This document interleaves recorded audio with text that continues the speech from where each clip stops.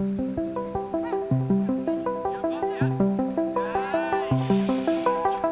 circo é uma atividade que ela é não competitiva, ela é colaborativa, que a gente precisa contar com os diferentes perfis, biotipos, personalidades. A gente não tem só a pessoa mais forte, só a pessoa mais flexível, só a pessoa mais alta, mais baixa. Tem a pessoa que é um pouco mais tímida, mas é muito habilidosa. Tem a pessoa que é mais extrovertida e vai estar à frente do grupo, no microfone. Então a gente consegue usar as virtudes de cada pessoa, de cada indivíduo, para compor uma comunidade, compor um grupo que vai conseguir atingir coisas maiores e coisas mais complexas. O circo cumpre esse lugar do senso coletivo na sua origem. Acho que por necessitar do outro, da outra disciplina, o coletivo ele existe só de você poder coexistir e codepender dessa outra disciplina para a gente formar o que a gente hoje chama de circo. Mais do que precisar, a gente usa o outro para potencializar o que a gente tem de melhor. Então o coletivo ele se torna muito mais forte usando as individualidades do grupo. Dentro desse contexto que a gente fala, né, do circo que está aberto para todos os perfis, idades, grupos sociais, a gente se abriu para receber esse workshop de 4 dias. The thing that I think is the most impactful that I've taken away so far is from our human pyramid. You have to contribute something. You can't be chilling. You have to stress the system in order to make it stronger and better and more creative. People are bringing all of these extraordinary skills together in unexpected, playful, innovative ways to help each other become much stronger than any one single person will be.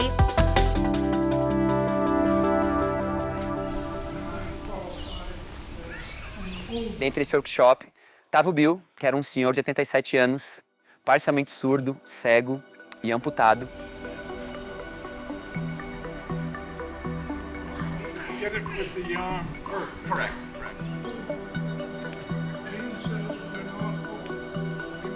Antes dele perder a visão, ele nunca tinha visto um trapézio voador e chegou nesse local que a gente estava no workshop e tinha um trapézio voador, uma estrutura gigante com 10 metros de altura, 30 metros de comprimento. E as pessoas começaram a contar para ele, bom, Bill, o trapézio é assim, tem uma rede, tem uma escada, tal. E ele falou, eu quero participar, eu quero fazer o que todo mundo está fazendo nesse trapézio.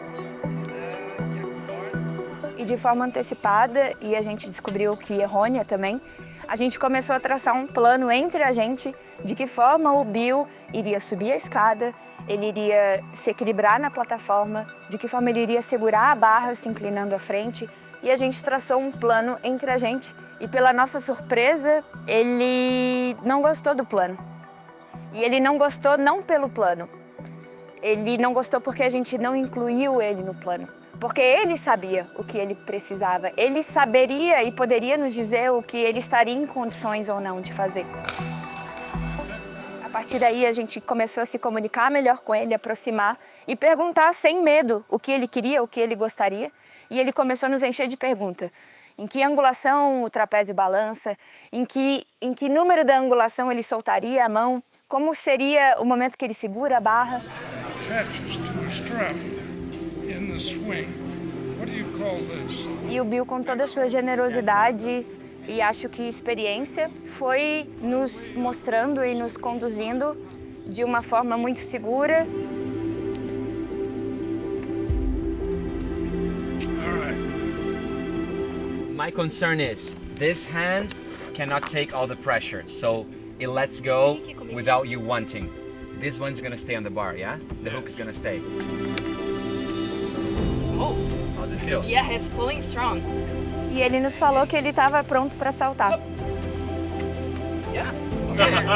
When we witness others taking risks who are clearly going out of their comfort zone, we can be inspired to go beyond our own comfort zone relative to where we're at.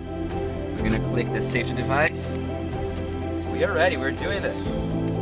We were able to get to great heights by starting out at baby steps. So taking us through that, keeping us safe at the lower levels, paved the way for us to be able to do things that were harder.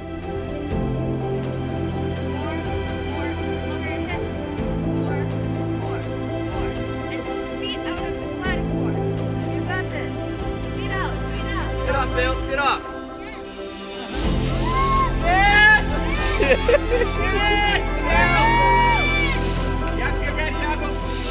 A gente não consegue predeterminar qual vai ser a abordagem, qual vai ser o exercício, o tipo de ensinamento, sem se conectar com a pessoa, sem se conectar com o ser humano que está ali para aprender. E quando a gente lida com pessoas de diferentes contextos físicos, de idades, sociais, a gente precisa ter mais ainda essa sensibilidade de se conectar com a pessoa para entender qual é a demanda e a partir dessa demanda a gente conseguir trabalhar da melhor forma.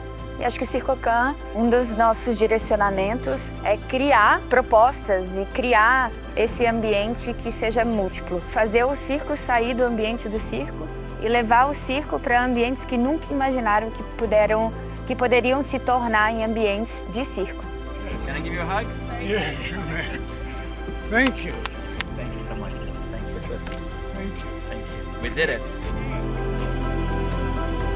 O Bill marcou a minha vida e eu tenho certeza que ele marcou a vida de todo mundo que estava ali presente nessa experiência. Para mim ficou uma lição muito grande, né? Que experienciar o circo é muito único e muito bom para o meu corpo, para minha vida. Mas possibilitar o circo faz muito sentido para mim e eu sei que faz muito sentido para o Pedro e com isso faz muito sentido para o Circocan. O sentir o circo, ele é mais do que ver o circo, que já é impressionante, mais do que ouvir, você poder sentir o circo e ter essa capacidade sinestésica de presenciar o circo no teu corpo, ele com certeza potencializa o efeito que o circo traz e a inclusão que o circo traz.